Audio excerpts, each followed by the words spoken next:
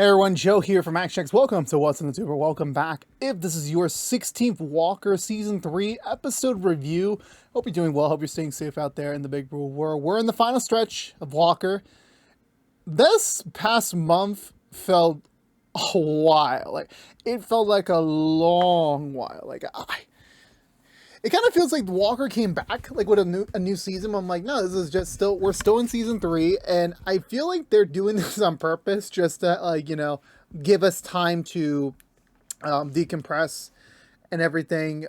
With what happened with the bulk of season 3, now we're kind of in this not to say epilogue stage of season 3, but we're just kind of winding down. The major story arc is over, the big bad's been beaten. Now we're just kind of dealing with the ramifications of those storylines, and now we're going to possibly set up stuff for season 4 if we do get one, because surprisingly after a whole month we still did not hear what the hell is going to happen with this show or Independence, or we just don't know. It's kind of coming down to the wire. The CW has to present at their upfronts in a few weeks, so they have no choice but to say, it seems like if they would just not announce a renewal until they're absolutely certain. And honestly, yes, of course, remember, we have new owners for the CW.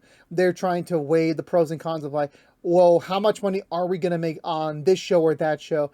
And again, last update we heard was that there are plans to hopefully continue Walker and Independence elsewhere should something happen. So there's a guaranteed safety net, whether it is being a Max exclusive or going to Netflix.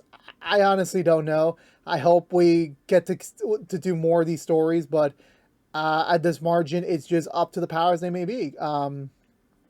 As with anything, this time of year is usually the most stressful one, because you never really know where things are going to go with your favorite shows. You really don't know. You just hope for the best and hope that it's gonna all turn out well for at least another year.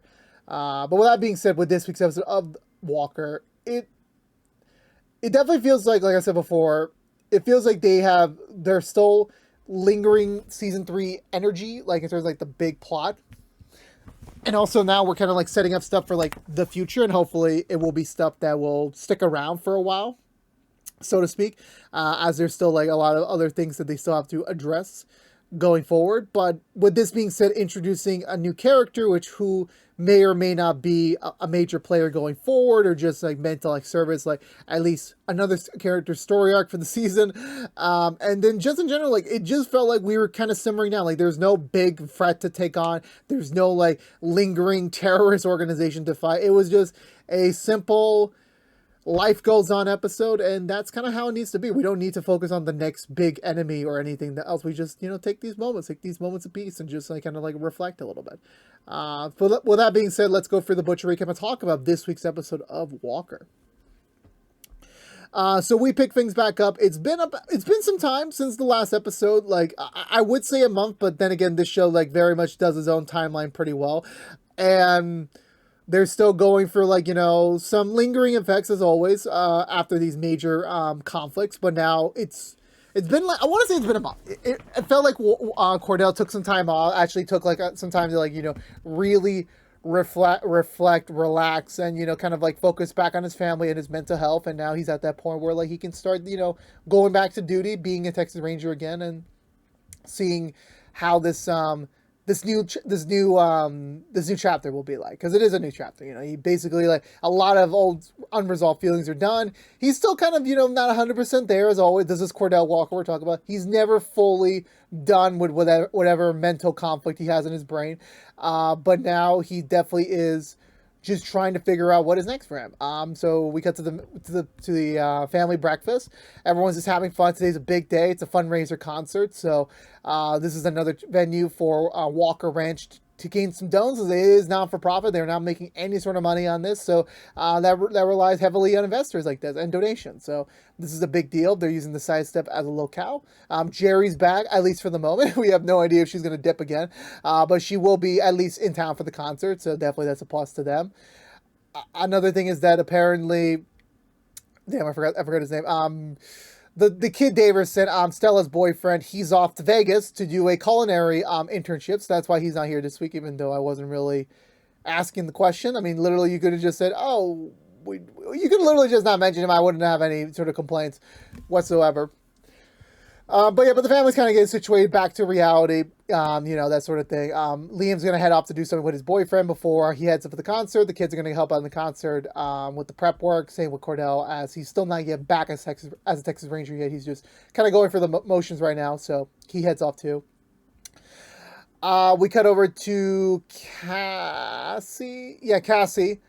Where she's checking in on Trey. It's been the first time since, I think since the last episode where they've really had a chance to, talk. Obviously the way they left things in the last episode definitely was very tense, very much that they're debating on their future together as, just being in each other's lives. But, the time away definitely gives them a little bit of clarity. It's still a bit awkward, though, but, you know what? Let's just screw the work, screw what's going on between. Let's just grab a beer and just have fun today.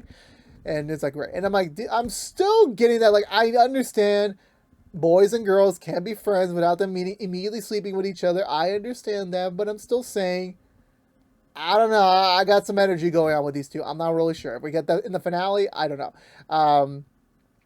But yeah, so picking things up from there, we head over to the side stool. Cordell's just kind of marking check marks with the food options and the beer tap distribution. So and also it's obviously great that even though he was a dick, that oh god, I forgot his name. The villain throughout the season, the big bag. I forgot his name already. That's how long it's been. I don't care anymore. At least he got them their liquor license back before he got killed off. So I'm like, okay, thankfully they're able to really be in business again. Jerry shows up. It's a big old welcome. Again, it's the first time to see each other, at least the core family with her since last season, or at least earlier this season. So it's been a long time. Then another girl steps in immediately around the same time. Jerry says, hey, there's someone I need you guys to meet. It's pretty important. It's kind of a part of why I've been away. So, definitely this is very crucial. But how this mysterious girl enters the bar, and immediately she's overhearing some other guys talking about some music, and she immediately tries to swindle them out of $20 each for saying that, oh hey, this is a ticketed venue, we're kind of sold out, but just in case we have a wait list, so if you want to be on the wait list, pass me a 20. Immediately already knowing yeah, you bozos are getting duped. Liam immediately overhears this, then goes to Cordell, and then Cordell immediately goes all takes his Ranger on her, trying to basically say, hey, get back the money to them, or else we're gonna have a problem here. Jerry stops them and says, hey, look, before we go any further, which next words? This is Sadie, Hoyt's daughter, and I'm like, oh Jesus Christ! I'm like, why am I not surprised Hoyt has a daughter? Actually, I'm actually not surprised that Hoyt has a daughter. I'm like, how long is it's taking this long to get Hoyt's daughter on the show finally? I mean, it would have come at some point. He probably had unprotected sex or whatsoever. Anywho, so yeah, it's a lot to take in. Yeah, this is Sadie. She is Hoyt's daughter. Not illegitimate. This definitely was made out of, a very passionate night of a one-night stand. He forgot to wear a condom, and yeah, the baby was born. And then, yeah, so we get a little bit of brief history about her, is that, Sadie's mom was just not willing to give any sort of information about Hoyt to her, because the night that she decided to immediately, so it was a one-night stand, Hoyt didn't think much of it, and then she went out, had the baby, didn't tell Hoyt that even she was pregnant, she decided to stay out of it. Then eventually, once Sadie got a little bit older, she was starting to ask questions about her dad. She was like, you know what, let me see if I can find him down, let me see if I can track him, see if he's responsible enough to be a dad, or at least be in her life. So she goes to the side stool one night while Jerry was working. The very early days, bad haircuts are very weird, flashbacks. And she's debating about it. She really is. And then, she's just kind of nervous, maybe he won't be here tonight or anything else. Then Hoyt comes in, returning after his stint in Independence. The actor's back on the main show, Prime show, back as Hoyt Rollins after so many, just a couple of years. I don't think he was in season 2 at all, but immediately kisses Jerry, immediately going back into the romantic rigmarole with her. Obviously, this mom is watching her and it's like, oh, I thought he was still single on my bride. If this man had a one-night stand with you, there ain't no way you're going to be expecting he's single or not with a woman at some point. And immediately once, and this is with an eardrum, and this woman has very high hearing, that, damn, I forgot his name already, Hoyt, is talking about hey, I got a brand new job. It's a one-time thing, very big payout, and after that, I'm going straight. And Jerry's like, again, you always say this, like, it's like a brand new job. It's a one-time thing, and then that's it. I'm set for life. I don't have to, like, I'll be legitimate. I'm like, bro, you really gotta know when you're ahead. But as soon as, like, he keeps talking like this and everything, the mom just decides to leave, get out of there, never go back. And then obviously, yeah, it would not be surprised that, like, she doesn't want to have him in his life. And then sadly, recently, she passed away, leaving Sadie alone. And that's around the time when Jerry got reached out by her, and presumably that's where the motive came of, like, like when we saw the mid-season finale, or at least some point early in the season. It's been a long year, by the way. It's been a very, like, from October to now, it's been a very long 7 months for me. So I'm like, I don't remember exactly what episode she left, but it was very much like, very sudden, like she had to go. So I'm like, I wouldn't be surprised if that was around the time frame where she got contacted by Sadie. She had to go and verify once, like, things were kind of wrapping to a connective point. Then she went. And the primary reason she wanted to do that was that, obviously last season was, Jerry discovered she was the lost Davison, the missing child of the Davison clan, and never having that opportunity growing up to, like, really get to know about her family till, like, she was an adult, which is still important, mind you, but definitely it isn't like the whole, oh, I have to become a Davison now, or, like, this suddenly changed my mood. Like, no, Jerry's an adult. She doesn't, like, nothing happened. Like, she's still her own self-sustaining adult. She doesn't need, like, any sort of, like, support or, like, growth from the Davisons or whatsoever. But it ended up being that was the case. And now, like, now she finds Sadie, who just became a Rowling. She's like, well, at least she doesn't have her dad's dead, her mom is dead. Like, she has literally no one right now. So the most that she can do right now is, like, at least introduce her to the closest thing Hoyt has left to a family, which is the Walkers, which is her. And, see if, like, that is enough to give them the opportunity to, like, at least, give her some sort of impact of, like, this is what Hoyt was like, and this is how we were like. At least that's how she's pitching it to her.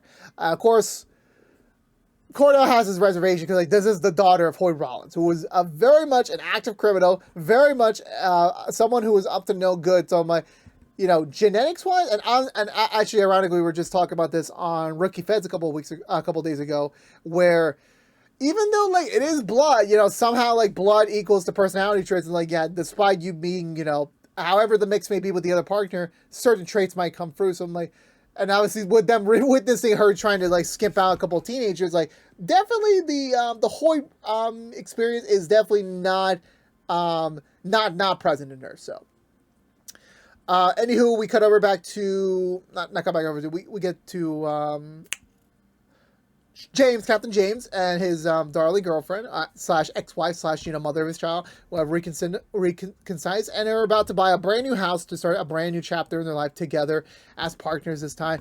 They're having a bit of an issue with, like, she has her own vision for the house, and of course James has their own vision for their house, and it's not quite lining up per se, but they're still giving it an open shot. Definitely trying to give the second go around, like, a bigger opportunity than the last time around. I want to say by that point, Liam and his boyfriend head out to this wine cellar. Apparently, his boyfriend bought some pretty decent stash from him recently. The taste was not quite consistent with what was advertised, but the owner was, like, declaring, like, oh, you don't know exactly what you're talking about. Like, I don't give a damn. I know what I'm selling. Don't worry about it. Like, if you press this further, I will, there will be lawsuits. And, Liam steps in, immediately trying to, like, manhandle the business in front of his boyfriend.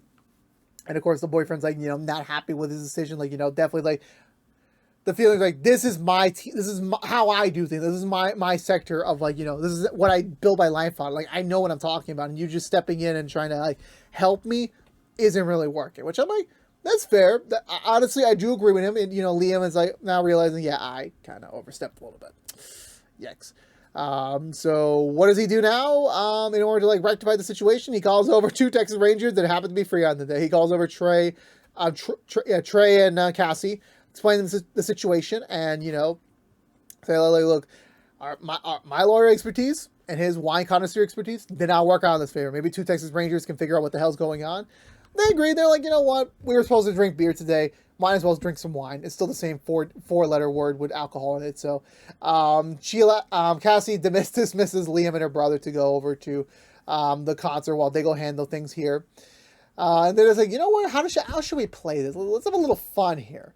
Let's play some overseas, wine tasters and see if we can, like, easily sneak in for the culture. They really do. It's pretty simple. And once they start throwing around big money, it's like, oh, we want like your finest, your oldest, brand. And immediately, like, the seller's like, I got you. I'm gonna go check downstairs. I'm gonna get you a fine batch, see what we got, and see what we can like come up with. Immediately, Cassie, ditches Trey to go after the guy slowly but surely.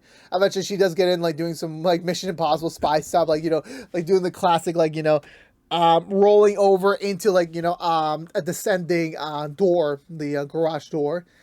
She heads inside and she finds, it seems kind of ordinary. It's just a guy talking with his like wine distributor or like wine worker. And then she notices in like a very tucked corner of the storage plant that there is a bunch of bottles that are getting their peels like slowly disintegrated with water. And she's finding empty bottles, labels of, very, basically they're like taking like very cheap wine and then putting like very classy, fancy stickers on them and claiming like, oh, this is legit. This is like fully, old elder wine. So she takes a packet of the stickers. She reunites with Trey, and the guy comes back saying like, hey, we got a few stacks left, but I can get you them for $3,000 a piece. And I'm like, bro, you just try way too hard. You're like, $3,000? I'm like, I don't even care. Like, I'll get it before anyone says anyone who actually knows everything about me. Yes, I know about this. I know about that. I know about my collections. I understand that I probably already dropped like $10,000 of my stuff already. I understand that. The point I'm trying to say is that I will not drop $3,000 on wine, especially fake wine. Well, not fake wine, like, misadvertised wine. And eventually Cassie and then pull out the stickers and say what's going on. He admits like, yeah, we've had some pretty bad seasons. We're losing money. So I was not trying to be malicious, but like we were definitely trying to recoup our costs here by like, buying this cheap wine, selling it as an advertisement. Hopefully no one would notice the difference. And I'm like, bro, you are not even anticipating like a wine connoisseur is going to drop through with text. I mean, of course, obviously the chances of that was like very slim to none. But I'm like, you would have at least like eventually you get caught. You get caught doing your shady shit. And Cassie's like, okay, you know what? Fine. We won't officially report this, but as long as you return the money to everyone you duped and we check in later, you're good to go. And I'm like, okay, well, you might want to do consistent checking because, like, after the first check-in, if you stop, he's going to go back to his scheme. Like, you know that's going to happen. At least your brother's safe and sound. Like, that's all you care about. We cut over back to the Walker house where Walker takes Jerry there just to, like, check in on something. I have no idea where Sadie is by now. August is listening to some of her, like, music that she curated for her playlist on Spotify. Because, of course, the elder Walkers show up immediately, say hello to their, daughter, but not daughter. Jerry again. It's all big old happy reunion. That sort of spiel. And then Jerry has to leave to go check in on Sadie before the concert today. And, Cordell's like still expressing his concerns about Sadie. Like it's not entirely the best thing to do right now. It's not entirely like, can we really trust her? And even like Grandma and Grandpa Walker bring up their own experience, like, yeah, well, Hoyt was almost the same thing. Like, should have we really brought him into our life? But like, we still treated him like family. We still like, kept them close. And definitely, I feel like if they would have like, if Grandpa Walker wasn't a prick, like definitely they would have allowed him to like stay at their ranch for a while and get himself, cleaned up. But definitely they still made the right call, giving him an opportunity. And then we get another flashback to when Cordell just started being a Texas Ranger, and the same night that the woman was trying to meet up with Hoyt again. They come in. This was the first time, like early days for Walker and James. So they were getting introduced to him, and like Hoyt was still acting pretty shady still. I'm like, bro, you really don't know how to pull on an act. Like you are both past and present. You do not know how to pull on an act to any sort of law enforcement. And even James is like, as soon as he leaves, is like, yeah, that guy is he's not on the straight and narrow, is he? Cordell goes after him to see if he can, like, knock some sense into him, but Cordell doesn't really, like, he's not fully pushing it because, like, again, Hoyt's his best friend. He doesn't really want to be the dick friend of, like, hey, stop doing this, like, you shouldn't be doing that. He doesn't want to be that guy. But it didn't end up working, and, like, even Cordell still has some regrets of, like, maybe if I was a little bit harder, maybe I could have stopped him to the path he eventually ended up before his death. I want to say, I think we just go straight on the other storyline where we get to the concert. Everyone's dressed up. It's going pretty well. Sadie and August are kind of talking a little bit seriously. They're kind of like deep in the conversation. So I'm like, are we going to get like a new modern day Jerry and Hoyt over here with these two? I'm like, it would be interesting. It would be interesting, but it wouldn't be fully off the table. The fundraiser seems to be going well. Obviously Liam's boyfriend's still like very distant at Liam right now. He's not really 100% happy with him. But he's, let my sister take care of it. Maybe she'll fix it up for us. Maybe, who knows? Eventually the act that was supposed to play at the concert gets canceled or delayed last minute. So they asked Sadie to fill in to see if she can keep the party going, keep the energy alive. She does so. Honestly, it really is a good song, and it plays to the tune of like the flashback that made Hoyt an official criminal, where I think he robbed the bank or a store. He was running. It was all slow motion based. He was running with the money, but sadly, since Cordell already knew what the hell he was up to, he already cornered him and arrested him. Which I'm like, oh, poor Hoyt. Poor Hoyt. And meanwhile, during this entire thing, Sadie has her hands on the boots, trying to push for more people to donate. And then eventually, as soon as the song ends, everyone's like, wait, where'd she go? Where's the boot? Where's all the money? And of course, Cordell's like, she duped us, didn't she? Of course she did. Once a Rollins, always a Rollins. I want to say around the same time, once Liam's boyfriend gets the money back from the thing, and him and Liam manage to kind of make things up a little bit, understand each other's places, and Liam is still trying to figure out what is next for him, because okay, Walker Rescue was great, but okay, now what do I do now? What's my next thing? What's the next my next big project? What is that? But who knows? So, definitely, again, like I said, season 4 setup, sort of thing, getting that all curated and stuff like that. Afterwards, Cordell returns home, but he finds the boot on his countertop. August is there already with Sadie. Apparently, Sadie was about to ditch town with the money, but she says, this ain't no fun anymore, and I kind of want to give these people a chance. So she returned the money to them. Even Cordell's like, just to make certain, I'm taking this money from you, just to make certain. And yeah, Sadie's admitting that she lived her life, and she's not Hoyt. She's not. She's made some bad decisions like Hoyt, but she's not 100% like Hoyt. There definitely is some of her mom's genes kind of humanizing her a little bit, and definitely wanting to give this, family chance a shot. And, even Walker pays notice of there was some guy eyeing you at the bar tonight. Definitely unlike this kind of not creepy, liking vibe, but more creepy, you kind of owe me something vibes. And she's like, yeah, I owe him money, but I'll figure it out on my own. Don't worry about it. And all CD asking for is what was my dad like? Just give me some of that energy that you used to be with my dad. Give me something at least to be closely more related to him. And Cordell definitely expresses that he's like, okay, I'll give you a shot, kid. I'll give you a shot. At least trying to get being some sort of effort to Hoyt's kid, giving him at least that opportunity.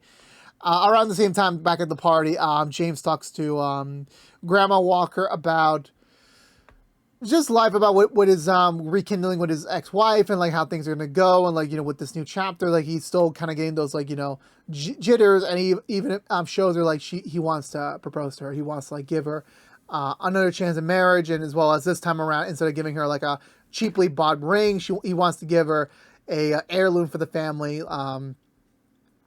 The actual family ring that his mom gave to him, that he was supposed to propose to her with, but he wanted to forge his own thing, but that didn't work out. So maybe using a relic from the past could be the thing that really cements them. Where do I go from there? Yeah, so I think after that, I want to say, which for me I can kind of relate to, because I watched a little movie called Spider-Man 2 and 3 growing up. In Spider-Man 3, Peter Parker was wanting to buy a diamond ring for Mary Jane, but the man does not have a lot of funds, so he can't really afford it. And then his grandma, not his grandma, Aunt May decides to give him the ring that Uncle Ben gave to her when they got married. And I was like, oh, maybe I want to do that. I want to use my mother's diamond ring. I'm pretty sure I was thinking maybe it would be symbolic, but that wouldn't really make sense, because then at least there would have to be a reason to still be married if one partner was dead. That kind of made sense in the movie, and I'm thinking to myself, I don't want my dad dead or my mom to be dead by the time I get married. Well, we'll see how it goes. I'm not gonna pick one side or another. But what I would say is, that is how I think of it. And then my mother just told me after my parents' divorce, like, oh no, I sold the ring. And I'm like, wow, so much for that plan. Maybe my grandma has a ring somewhere. I'll double check later. But yeah, so I think after that point, yeah, so he decides to go forward. Despite that, they go to visit another house, a house that's basically done with renovations. Like, they literally just buy it and like they can move in right away. And he's like, giving this symbolic speech about like, this house can always also represent a new beginning for us, a new chapter, also a new marriage between us. He proposes to her. She says yes, which I'm like, yay, James is happy. Where's your son, by the way? We haven't seen him in 2 seasons. Maybe season and a half, I don't remember. I think so afterwards, we go up the next day, Cordell visits Jerry back at her place, and they're just talking about like, okay, you were right. We definitely should have given Sadie, I should have definitely given Sadie the benefit of the doubt, which I'm like, dude, you're not totally wrong. I mean, this is Hoy Rollins' kid we're talking about. I would be guesstimating the same way. And and definitely like, they're kind of giving a little regrets of like, how things ended up with Hoyt, that maybe if things were differently, that maybe, things would be better. Hoyt may have still been alive. Maybe Hoyt and Jared would have had their own kids, would have had their own life together, but it didn't end up happening. And it flashes back over again to the night that Cordell arrested Hoyt for the first time. And, Jerry's mad at Cordell for like, not trying to talk him out of it earlier. Now Hoyt has to be a criminal now. He has to be charged with proper larceny, not the grand larceny and all that. Not grand larceny, robbery. Even Hoyt's like, try again. Like, I feel like after seeing Independence and seeing more of Hoyt in the main show, it kind of gives me the understanding like, yeah, Hoyt just didn't catch a break, and definitely you're gonna say like, oh, he had so many opportunities, but like in his mind, he just never thought he was worthy of the opportunities he was given, and he kept screwing them up, and like. Deep down, Hoyt was a good guy. It just, he made so many mistakes. And by the time he really was about to get his act together, things sadly went south for him.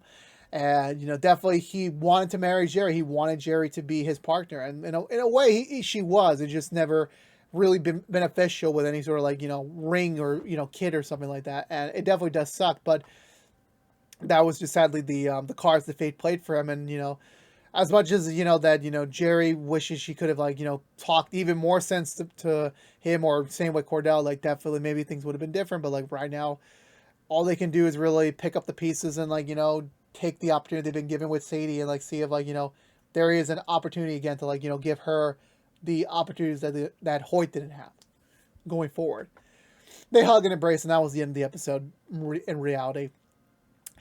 For me, yeah, I really enjoyed this episode. I really did. Sadie seems like, hopefully, I mean, they did the same thing with James's kid like 2 seasons ago. I really hope maybe she'll be part of a permanent stay. Maybe Jerry can stay in town finally, because, like, they kind of, like, wrote her out halfway through. I don't know if she did it. The actress did it in the house in that between. Because usually when people do that, they're like, oh, we have to, like, do another project, but they still want to stay on the show. They don't want to leave 100%, so they make that excuse. So hopefully that doesn't mean anything that Jerry will still stick around if we do get a 4th season. Same with Sadie. It would definitely be interesting, though. They definitely did set some stuff up with her in August to kind of have their own thing. And I'm like, after the seasons with August's, rebellious arc, he could use someone. He could definitely use someone. Again, do not forget, August literally lost an opportunity to have a day of fun with someone because for whatever reason, you're still stupid for that. I still very much believe that. But yeah, and everything else, oh yeah, I forgot there was one scene where Cassie and Trey they don't go to the concert, they just immediately go back to their to his apartment. Actually, no, it's the next day. I'm pretty sure. Yeah, it's the next day, and Trey's also holed up that he hasn't contacted it's the woman that he met up with when he was undercover with at Great Flag, the one who eventually turned in the last minute, that sort of thing. They haven't really had contact since the entire Great Flag thing ended. And he's kind of, trying to figure out how does he approach this fine. Cassie shows up with a bottle of wine and just like, tries to, be with him, not be with him. I'm trying to support him, trying to like, just be that wing woman. But like the way the following conversation goes, I'm like, I don't know if it's just a friendship thing. I don't know. Like the way, Trey was looking at her, I'm like, I'm going to make a bold prediction. And I said this last season or earlier this season, or I said this on one of the shows, and I never fulfilled that promise because I have a short-term attention to even my own content. If Trey and Cassie do not hook up in the next 2 episodes, I'm fine. But if they do, I will eat a slice of pineapple pizza live on either the season 4 predicted video or the season 3 review at some point. So, and it's only 2 weeks away, so I will hopefully remember this, and then I will make my promise due on whatever next piece of content we have. But overall speaking, like, I still think this was a very enjoyable chapter. Definitely serves as a nice epilogue to season 3's overall story. I know there's still 2 more left, but like, you know, I'm just saying, like, you know, at least winding down, nothing too crazy, no big criminal to chase down. Like, it was just the family dealing with their own stuff, and that was just the way I like it for Walker. Just, you know, nice chill times, and that definitely was appreciated. But with that being said, I'm going to give this episode 2 thumbs up. I enjoyed it a hell of a lot, and I can't wait to see more. We'll be back the next couple of weeks, because that was it for this week's episode of Walker. If you want to know what we're doing normally, what's to do besides our Walker episode reviews, currently right now we're doing Perry Mason reviews, rookie episode reviews, rookie Feds episode reviews each and every week after brand news is on their respective platforms each and every week. But if you don't care about Walker, you're in luck. We'll be back next week with another brand new episode review for you. Just to let you know, since we are in the home stretch of this season of Walker, the next 2 weeks, you got episode reviews coming out for episodes 17 and 18. The week after that, we'll be doing a season 4 predictions video, should we get one. And then after that, we'll be doing a season 3 review. Non-spoiler edition for anyone who has yet to check it out, which will be available at some point on HBO, to then be Max. I keep forgetting that HBO Max is being moved over to Max, or at least be the renaming, because money reasons, let's just call it like that. But again, so that'll be for next week. But again, thank you so much for watching. Please subscribe if you haven't yet. Like, favorite, share if you want to. Ring the bell and follow us on social media. But until we see each other again, for all you members of the Texas Rangers out there, I missed you all. Let's enjoy these last few weeks together for now. But until next time, stay safe out there. Be good to each other. And as always, peace out.